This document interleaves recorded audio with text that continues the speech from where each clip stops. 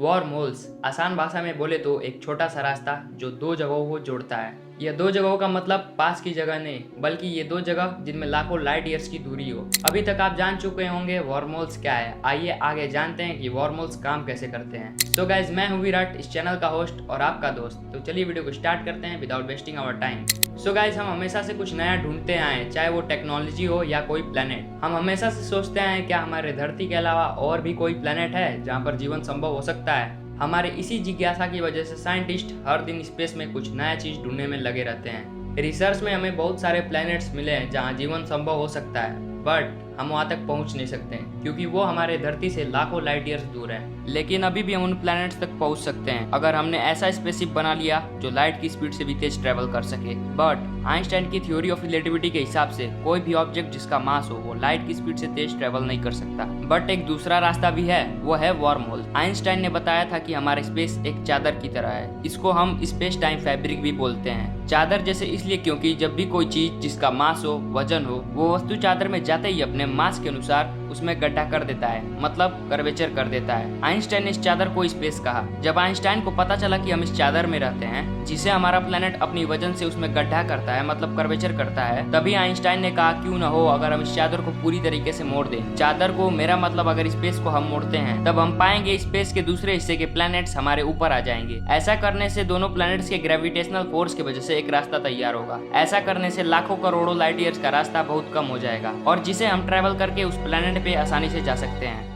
तो आइए आपको एक एग्जांपल देके समझाता हूँ। मान लो ये पेपर एक चादर है, मतलब स्पेस है, और ये ए अपना सोलर सिस्टम है और बी कोई दूसरा। मान लो अगर हमको ए से बी जाना है सीधे सीधे तो हमको लाखों लाइट ईयर्स लग जाएंगे। बट अगर हम इसी स्पेस को पूरी तरह से मोड़ देंगे लाइक दिस, आप देख सकते हैं ए से और बी में बहुत ही कम दूरी रह गई है। अब हम ए से बी बहुत ही कम समय में जा सकते हैं लाइक दिस। आप देख सकते हैं कैसे, मान लो ये देख सकते हो, ए से भी हम बहुत ही कम समय में जा सकते हैं इस तरह। और गाइस, यही है वार्म होल।